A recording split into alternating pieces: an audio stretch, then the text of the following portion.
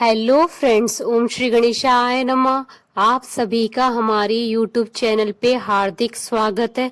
कार्तिक मास महात्म 27वां अध्याय। सब प्रकार के विघ्नों का नाश करने वाले तथा सारी सृष्टि का पालन करने वाले श्री गणेश जी, ज्ञान के दाता देवी श्री सरस्वती जी तथा सब पुराणों के कर्ता श्री व्यास जी तथा गुरुदेव के चरण कमलों में नमस्कार करके भगवान की श्रद्धा और भक्ति रस में डूबे हुए कार्तिक मास महात्म्य की कथा कहती हूँ।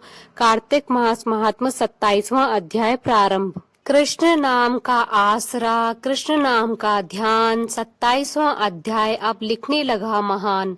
पार्षदों ने कहा, एक दिन की बात है, विष्णुदास ने नित्य कर्म करने के पश्चात भोजन तैयार किया, किंतु कोई छिपकर उसे चुरा ले गया। विष्णुदास ने देखा भोजन नहीं है, परंतु उन्होंने दोबारा भोजन नहीं बनाया, क्योंकि ऐसा करने पर सायंकाल की पूजा के लिए उन्हें अवकाश नहीं मिलता। अतः प्रतिदिन के नियम का भंग हो जाने का भय था। दूसरे दिन पुनः उसी समय पर भोजन बनाकर वे ज्यों ही भगवान विष्णु को भोग अर्पण करने के लिए गए, त्यों ही किसी ने आकर फिर सारा भोजन हड़प लिया। इस प्रकार 7 दिनों तक लगातार कोई उसका भोजन चुरा कर ले जाता रहा। इससे विष्णुदास को बड़ा विस्मय हुआ। वे मन ही मन इस प्रकार विचार करने लगे, अहो, कौन प्रतिदिन आकर मेरी रसोई चुरा ले जाता है। यदि दोबारा रसोई बनाकर भोजन करता हूँ तो सायंकाल की पूजा छूट जाती है।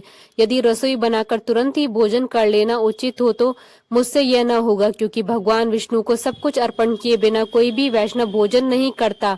आज उपवास करते मुझे 7 दिन हो गए। इस प्रकार मैं व्रत में कब तक स्थिर रह सकता हूँ। अच्छा, आज मैं रसोई की भली भांति रक्षा करूंगा। ऐसा निश्चय करके भोजन बनाने के पश्चात वहीं कहीं छिपकर खड़े हो गए। इतने में ही उन्हें एक चांडाल दिखाई दिया, जो रसोई का अन्न हर कर जाने के लिए तैयार खड़ा था। भूख के मारे उसका सारा शरीर दुर्बल हो गया था। मुख पर दीनता छा रही थी। शरीर में हाड़ और चाम के सिवा कुछ शेष नहीं बचा था। उसे देखकर श्रेष्ठ ब्राह्मण विष्णुदास का हृदय करुणा से भर आया।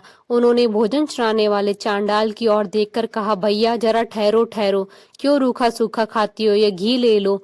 इस प्रकार कहते हुए विप्रवर विष्णुदास को आते देख चांडाल भय के मारे वेग से भागा और कुछ ही दूरी पर जाकर मूर्छित हो गिर पड़ा। चांडाल को भयभीत और मूर्छित देखकर द्विज श्रेष्ठ विष्णुदास बड़े ही वेग से उसके समीप आए और दयावश अपने वस्त्र के छोर से उनको हवा करने लगे। तदंतर जब वह उठकर खड़ा हुआ तब विष्णुदास ने देखा वहां चांडाल नहीं है, बल्कि साक्षात नारायणी शंख चक्र और गदा धारण किए सामने उपस्थित है। अपने प्रभु को प्रत्यक्ष देखकर विष्णुदास सात्विक भावों के वशीभूत हो गए। वे स्तुति और नमस्कार करने में भी समर्थ न हो सके। तब भगवान ने सात्विक व्रत का पालन करने वाले अपने भक्त विष्णुदास को छाती से लगा लिया और उन्हें अपने जैसा रूप देकर वैकुंठ धाम को ले चले।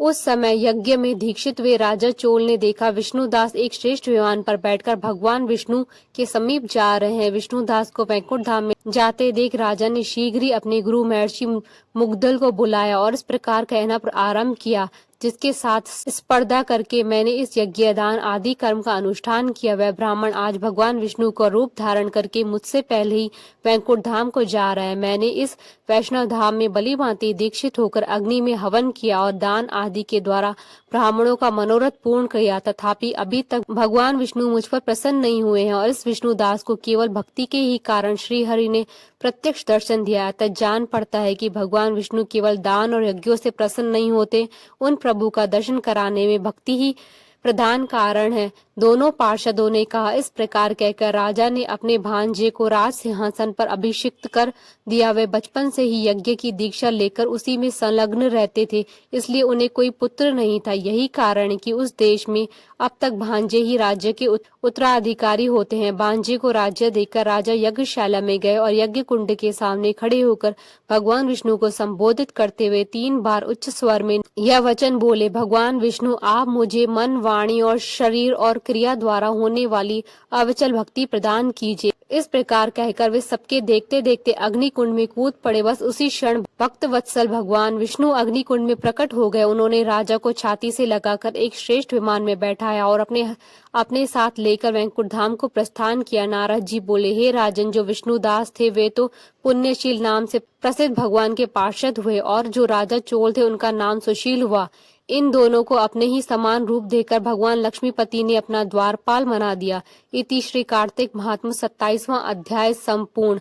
आशा करती हूँ कि आपको कार्तिक मास महात्मा की कथा का 27वें अध्याय का ये वीडियो पसंद आया होगा, तो आप इस वीडियो को अधिक से अधिक लाइक और शेयर कीजिएगा ताकि सभी भक्तों को इस वीडियो का लाभ प्राप्त हो सके। आप हमारे चैनल को सब्सक्राइब जरूर कीजिएगा अगर अब तक नहीं किया है तो, ताकि आप और हम कनेक्टेड रहें। साथ ही प्रेस करना ना भूलिएगा बेल आइकन को, जिससे नए वीडियो से रिलेटेड नोटिफिकेशन आपको तुरंत प्राप्त हो सके। जय श्री कृष्ण।